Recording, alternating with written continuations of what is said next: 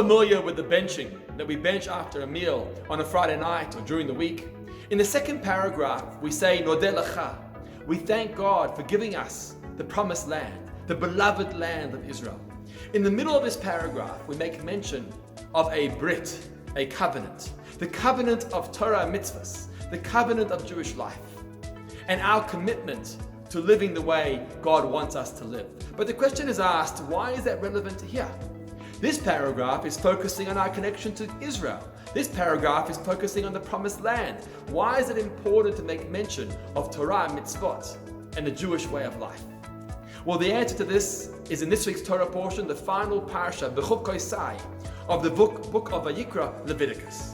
God says very clearly, if you observe my mitzvahs, if you observe my Torah, you then deserve to live in the land of Israel.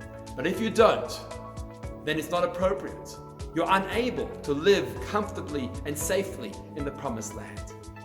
You see, so many people visit Israel or live in Israel and feel that that is sufficient. That is enough to connect them to their people, to their culture, to God Himself.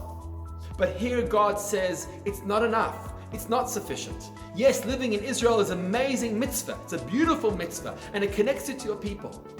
But there's got to be a underlying foundation and cornerstone. The cornerstone of Torah and mitzvot. That's what gives Israel its culture, its identity, its way of life.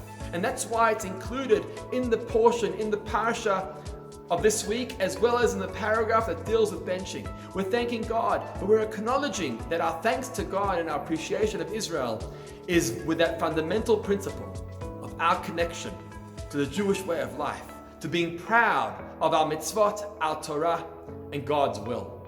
Shabbat Shalom.